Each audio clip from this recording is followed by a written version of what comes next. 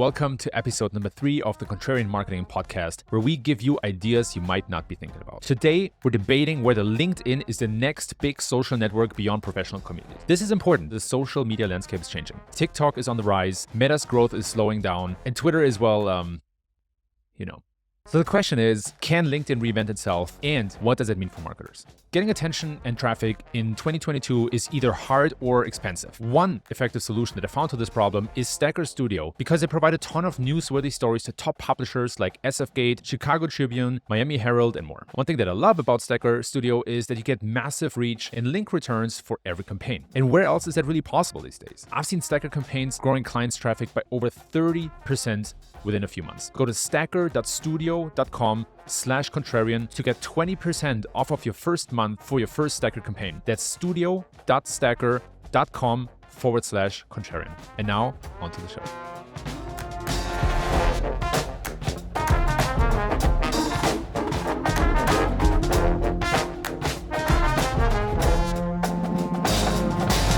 Welcome to episode number 3 of the Contrarian Marketing Podcast. First episode got massive resonance. Super proud of that. I think we're doing okay. Maybe better than okay. But it is Thanksgiving week. Are you ready for lots of turkey? And what do you think about Thanksgiving in general? Thanksgiving is great. It's a great time with family. But the big thing for marketers is Black Friday.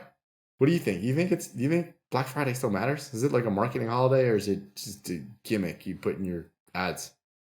Yeah, it's tricky, right? What I've noticed, so I'm a data guy, and what I noticed is when you go to Google Trends and you look for Black Friday, the search demand over time is actually going down, right? Obviously, it spikes once a year, and you see that every spike is getting smaller year over year, and I think that has to do with that. It's less about a single day or maybe even a single weekend, and it has become much more about a month or maybe even the whole year. By the way, fun fact, same thing happens with Christmas shopping. What do you think?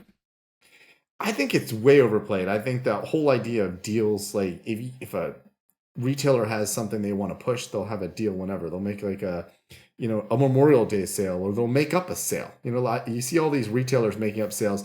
It started with Alibaba doing Singles Day, and then Amazon copied them with Prime Day.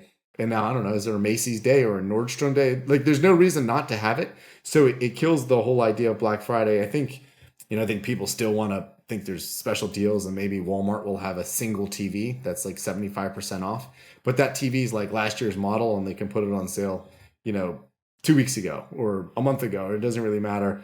I drove by Walmart yesterday, and I didn't see anybody with any tents. So years ago, you used to have, 3 days before Black Friday, people would be in a tent. So let's see. I know this is going to air after Black Friday, so I don't want to put ourselves into a corner. Maybe this Black Friday is going to be the biggest Black Friday ever, and there's going to be all-out war in Walmart, and people are going to go chasing those TVs we don't know about yet. But just in case, my prediction is this Black Friday is going to be regular Black Friday.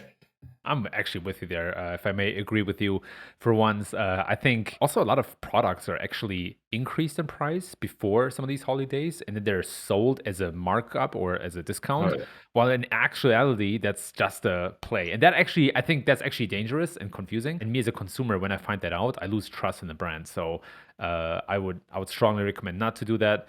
And then, of course, another very interesting thing about this year's Black Friday is the question, which products are going to get the most sales? Because we're just coming out of over 2 years of pandemic and people staying at home, and a lot of people bought TVs and they bought things and electronics. So the question is, are they going to buy new stuff? Probably not. So what are going to be the top sellers of this year? I don't know if you have any thoughts on that. I don't know, but they push Black Friday on everything. Like every single app I log into has got their it's days before Black Friday. It's still like Black Friday update on pricing. If you haven't logged into the Uber app, I don't know if Uber's having a Black Friday sale. So who knows? I mean, it could be like a t-shirt is going to be like the most sold item this year. But you're right. People did buy a lot of stuff over the last couple of years. And, obviously the economy is tightening, as we talked about in our first episode, and that changes demand. And maybe you don't want to buy extra stuff that you don't need. And then there were also, of course, supply chain issues, and that things weren't available. So people bought things they didn't really need, and they paid more money than they want. So who knows? I think this will be an interesting Black Friday. It's a first post-pandemic Black Friday, real post-pandemic Black Friday. So let's see. The post-pandemic Black Friday. Another thing that's new to me is that I have a lot of friends who say they don't really like turkey. Are you pro or con turkey? I'm neutral turkey. I think I'm going to be there in the same camp with you, which is probably the last time of this episode that I'm going to be in the same camp with you. Enough agreeing. We're going to jump into our coin flip and see who takes which side for today's topic, which is about LinkedIn. And the question is LinkedIn the next hot social network beyond professional communities? So, So Eli, we, it's we your both turn. compared both sides. I mean, I think we're both massive fans of LinkedIn. LinkedIn did this campaign. Oh, when was it? I don't know. 8 years ago, maybe, where they gave out a badge for which percentile of LinkedIn you were, and I was like in the first percentile of LinkedIn because I joined in 2006. So whichever side I get here, I love LinkedIn. I spend a ton of hours on LinkedIn. We're both big fans of LinkedIn, so one of us is going to be super disappointed. One of us, and we're about to find out. What do you pick, Eli, heads or tails? I mean, the odds of it being tails again is 50%, so let's do it. Just for all the listeners, we have a coin flip on our screens. The coin shows tails right now. Eli picked tails again. So let me flip this thing. Just flipped. Still flipping. And we have tails. Jeez. All right. Cool. Okay, Eli. This one goes to you. Last time I won. Just want to point that out. But I think this is yours to open. So yeah, what's your take on the question? I really want to hear you promote LinkedIn, so I'm going to have to take the LinkedIn maybe plateauing side. Fair, fair. Fun fact before we jump in, LinkedIn is older than Facebook. LinkedIn was started in 2002, therefore older than Facebook. But you won, stage is yours. So I think if you look at LinkedIn's growth, you like you said, they're older than Facebook. It started as a professional network. You go to their logged out homepage, it says join your professional community. I think LinkedIn has done a fantastic job of moving beyond just the internet resume. That's how it started. It became this place where you threw up your resume, they imported your resume. I don't know if they still have a tool, but you import your resume and you put all of your experience, and then you never check it unless you're looking for a job. And I know, initially that was LinkedIn's biggest problem, is that it was not a social network. It was just a resume platform. Then they came out with the feed where you can engage a little bit with it. But again, you didn't engage with it unless you were looking for a job. And then they became a social network, and they added really cool tools, and they added ways for you to share things and engage with people. And it became a home, and it did become the professional homepage for so many people. But if I have to take the negative side here, I feel like in chasing growth, they're doing things that will also lead to it not being the professional network and could lead it down the road of Facebook, where Facebook obviously, Facebook's a fantastic platform, and we'll totally dig into Facebook another time. But Facebook's biggest problem is that they have 2 billion people on the platform, and there aren't that many more people they can add. So if they're looking for user growth, that's a big challenge.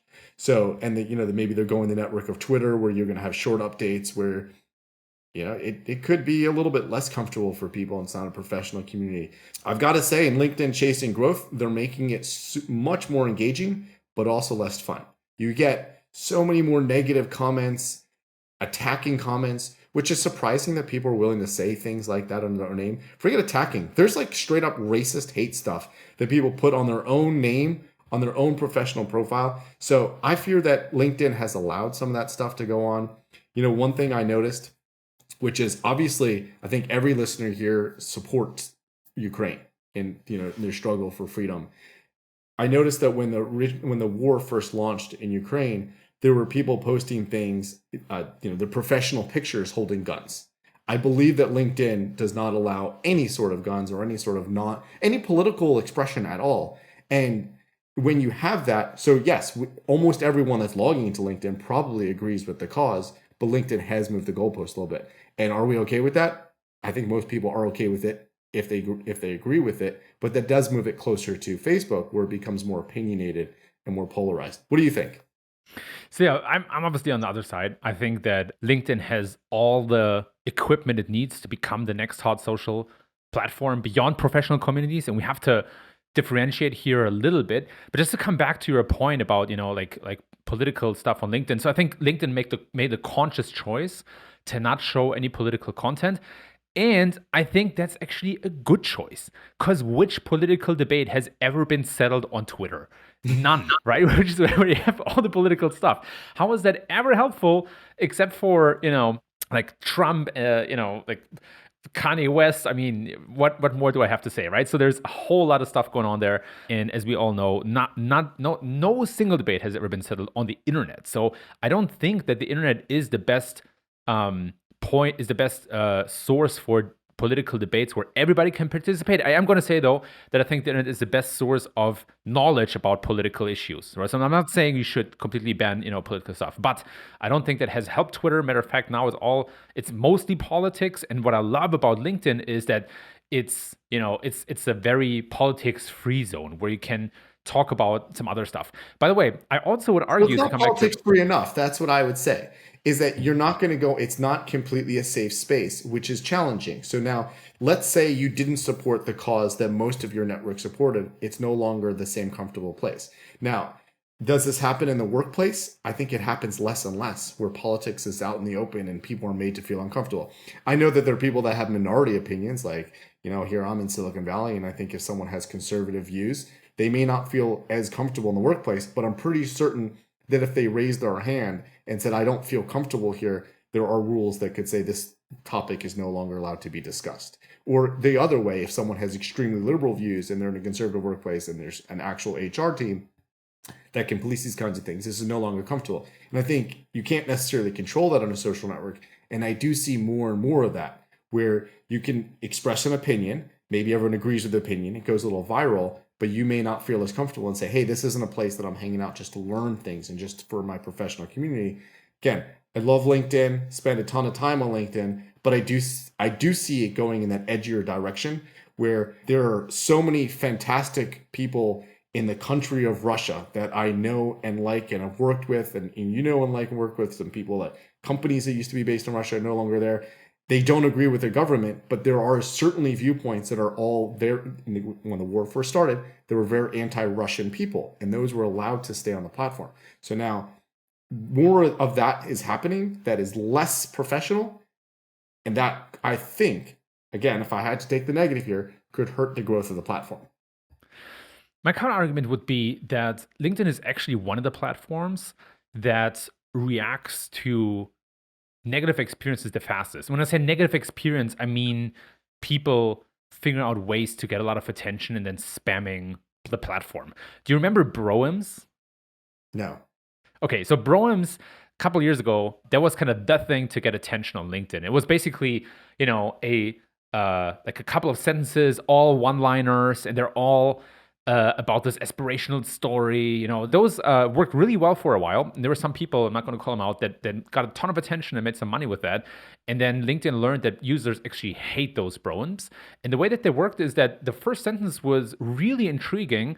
In the sense, the purpose was for people to click on read more, and read more was a stronger signal back then at LinkedIn. And the team reacted very fast, and now you don't see any Broems anymore, or if you see them, they don't get a lot of attention, at least not in the way that they used to. So I would argue LinkedIn is actually really fast in changing the algo. And by the way, LinkedIn has also been very open about their algorithm and what the parts are and how they prioritize these. So in 2019 and 20, LinkedIn published a couple of blog articles about how the feed works, what the different components are. And I'm going to link them in the show notes so you can take a look.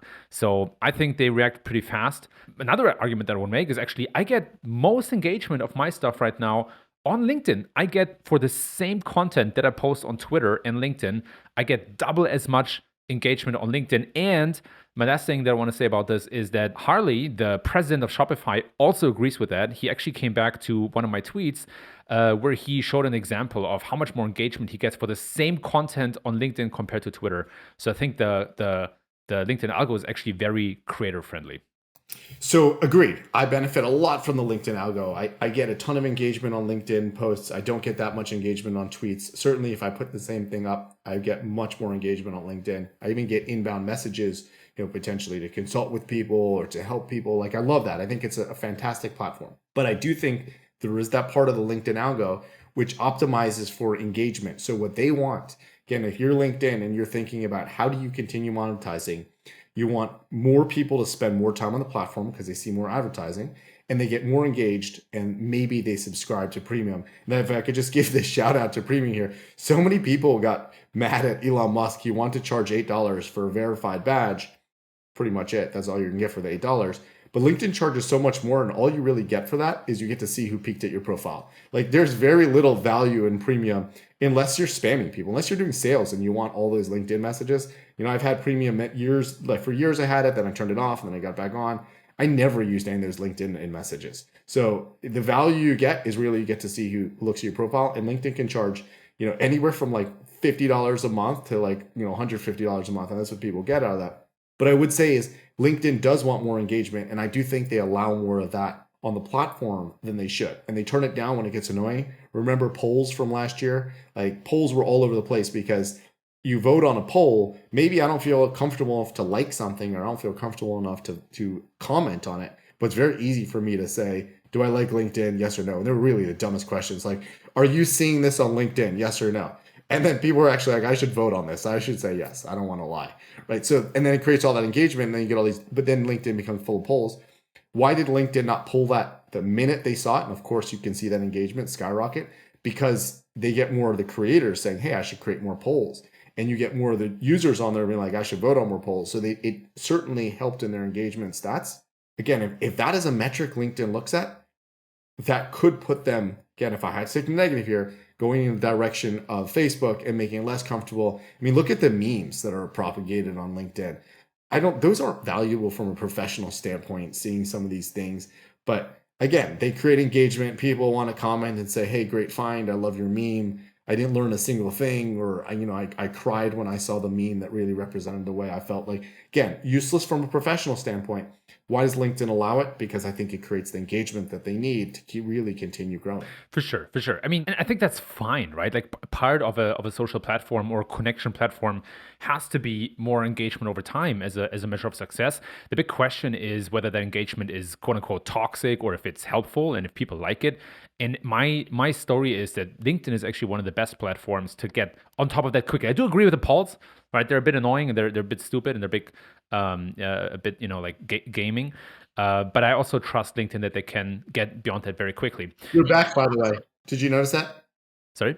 The polls are back. The polls are back? They're back. Yep.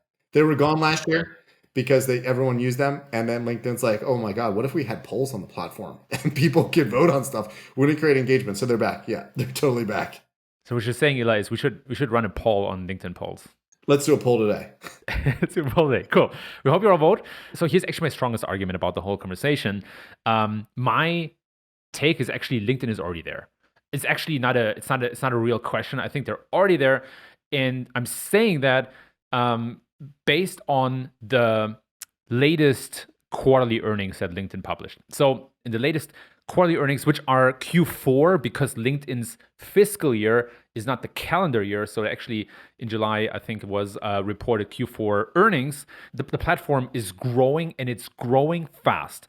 They already have 850 million members, which is massive. Yeah.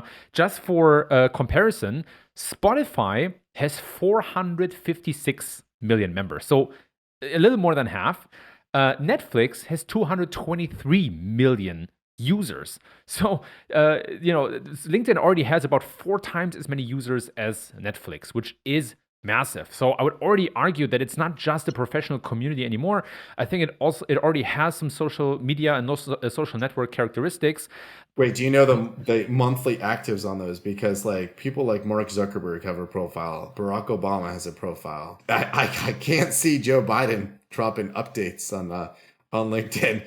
Maybe Joe Biden walks into meetings and then he's like, I'm going to post a meme. This meeting is so boring. I'm going to post a meme on LinkedIn right now. Let's see if he updates his employer in 2 years. Who knows? You made a prediction about that in the first episode. But my counter argument to that would be that actually sessions grew by plus 22% year over year. And LinkedIn called out specifically that they're seeing record engagement on the platform. So my answer to your question would be yes. I think monthly or daily actives are up, but of course I don't have the exact precise numbers in front of me.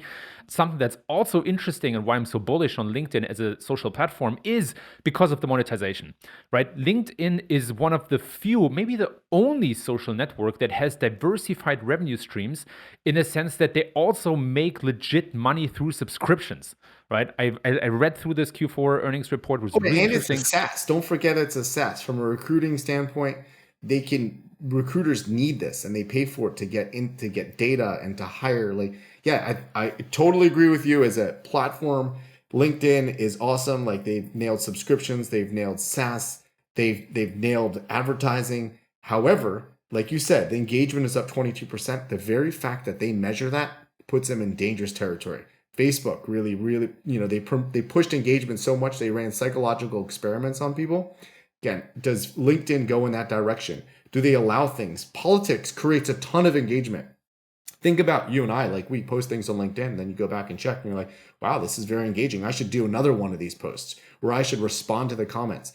And if you post something political and you get that debate going, I think that is addictive. So again, I'm taking the negative side here. I think LinkedIn dipping their toes into territory that they never would have dipped in before. Again, going back to that Russia-Ukraine issue, I'm sure most people on the platform agree with it. But what do they do when there's another issue where it's less obvious which side to agree with? Now you've made it less comfortable. Again, from the Russia-Ukraine issue, they probably only made Russians or pro-Russian people feel uncomfortable.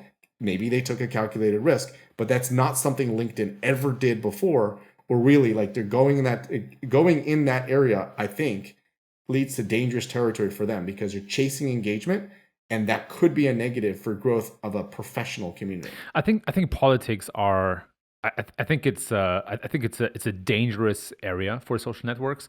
And what I like about LinkedIn is to say, look, we actually don't want any politics on the platform. It's a professional network, right? So I think either you allow politics and you deal with the consequences, or you take it completely off. And to be fair, I think not every social network has to provide the same rules or be open to all the same topics. I think it might actually make a lot of sense for there to be a social network that's just about politics, one that's more about memes, one that's more about in-depth conversation. I think we already see that today with Twitter, LinkedIn, Reddit, and a couple of others. So that in itself. Well, hold on. We should define politics, though. So I went to the extreme when we talked about Russia and Ukraine. We can get less extreme. You can talk about elections.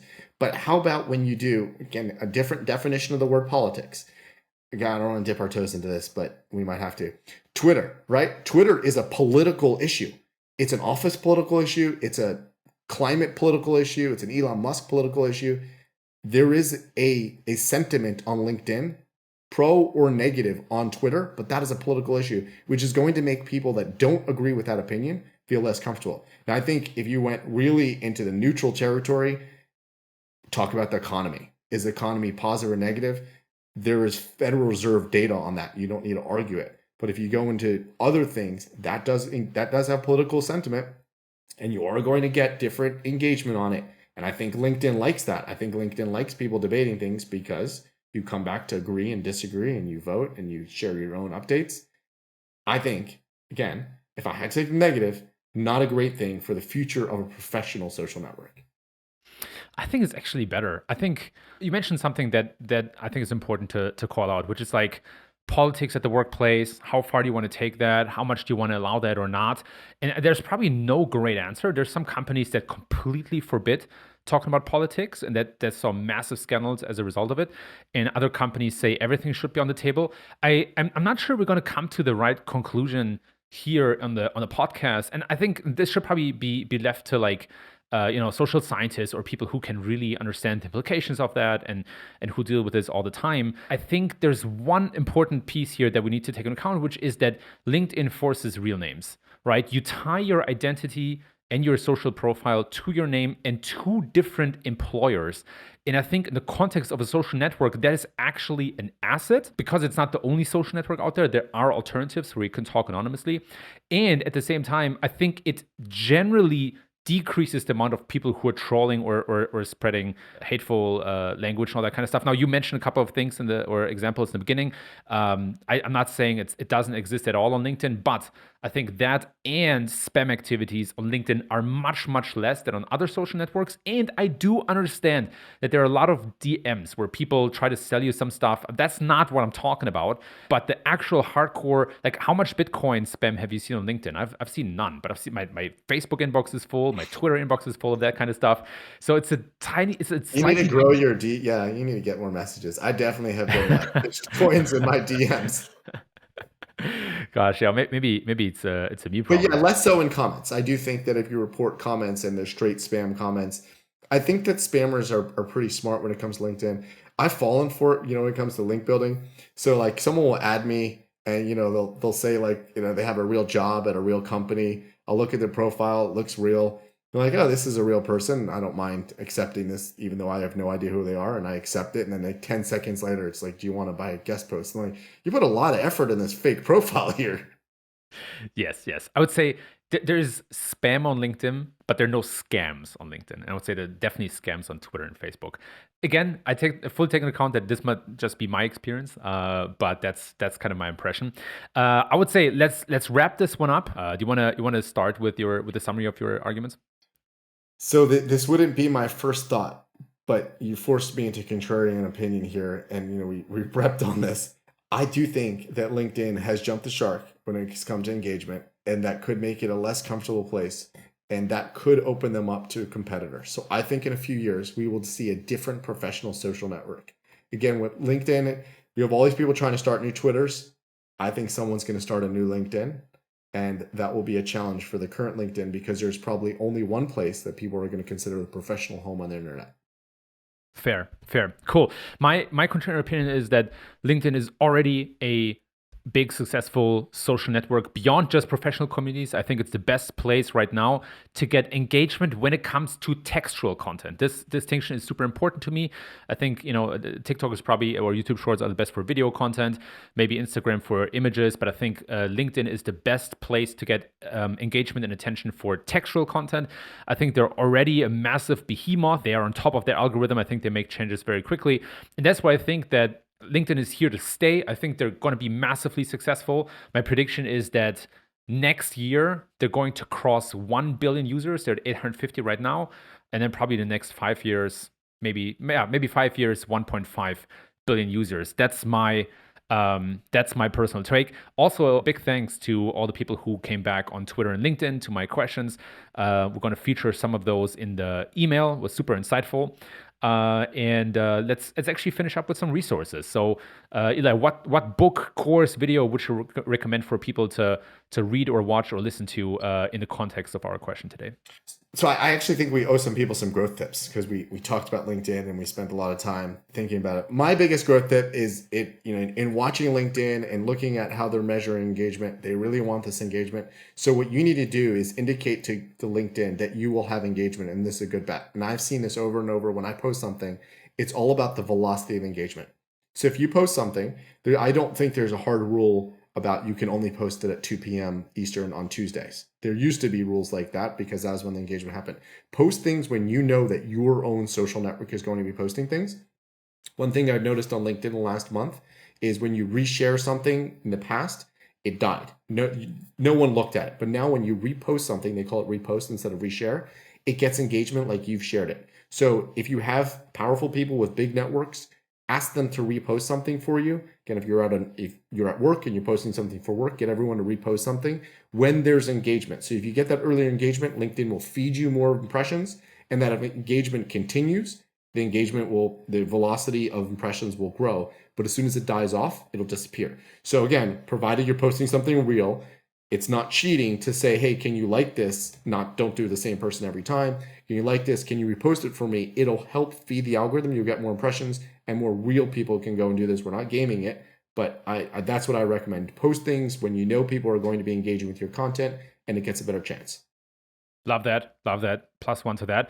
My growth tip would be to actually keyword stuff your descriptions. Surprise, but that still works pretty well. On your profile, you have I think it's called the description of what you do and so on. And if you check mine out, my profile is keyword stuffed with tons of stuff at the very bottom. So I wouldn't make that super obvious, but that seems to be a signal to the algorithm. So I have stuff in there like SEO, web analytics, link building, content marketing, and all that other stuff. And that seems Maybe link builder. Can I get some DA80 guest posts? maybe, Eli, maybe. Depends on how much you can pay. But yep, that's my very simple and straightforward trick. SEO from 2005 says hi. And I think I think we still got some resources to share. I'm just gonna jump ahead here. I'll probably get some flack for that, but it's fine. My resource of this week is Crush It by Gary Vee, a book that describes like how to build your personal brand on social media and how to kind of conduct yourself in a way that you get more attention. I know Gary Vee is very controversial, but I think there's some gems in this book that are actually really good to know. And so that's my resource of the week. Eli. So there's a book called The Startup of You, published in 2012 with Reid Hoffman and Ben Casnocha. Reid Hoffman, of course, is the founder of LinkedIn. So I love reading books by the founders of companies that I use because you get like their initial view of how they built this platform. Startup of You, obviously, is 10 years old now. LinkedIn has changed significantly since then, but I still love the concept of really thinking about your career as if you're the startup. Like, how do you grow yourself as if you're a company? So check out that book. Again, 10 years old when it comes to career advice, so it may not be completely up to date. 10 years old when it comes to thinking about how LinkedIn was started and grown, and obviously written before Microsoft acquired LinkedIn. However, gives great background on what they intended when they built LinkedIn and how you can build your own, again, career as if you are a company. Eli, thanks for this healthy contrarian debate. I think we got a good You're on the wrong side here. Like, what if LinkedIn's going to come after me and say we crossed 1 billion users? Actually, on your billion users, LinkedIn's biggest challenge is that they need to get into different countries. So once, like, obviously America, they have significant penetration. In Europe, they have significant penetration. I think they struggle in China, right? So like, you unlock China, a lot more growth. That is LinkedIn's challenge. So to your billion, I probably agree with you. They'll get to 1 billion. To 2 billion, I'm not on board. Tricky. I think they made a conscious decision to actually move out of China at some point. So we'll come back to this next year and see if I got it right or wrong. But Eli, thanks for that healthy debate. Some good contrarian opinions in here. I hope that was useful to you. And we'll hear you next week. And now it's your turn. Head over to contrarianmarketingpodcast.com and subscribe to the free weekly newsletter to get a summary of today's episode, key takeaways, and community content. And while you're there, go to today's episode and leave your opinion in the comments. We'll feature the best thoughts in the newsletter and on the podcast. Also, if you like today's episode, please feel free to leave 5 stars on Spotify and Apple Podcasts or wherever you listen to podcasts. As always, thanks so much for tuning in, and see you next week.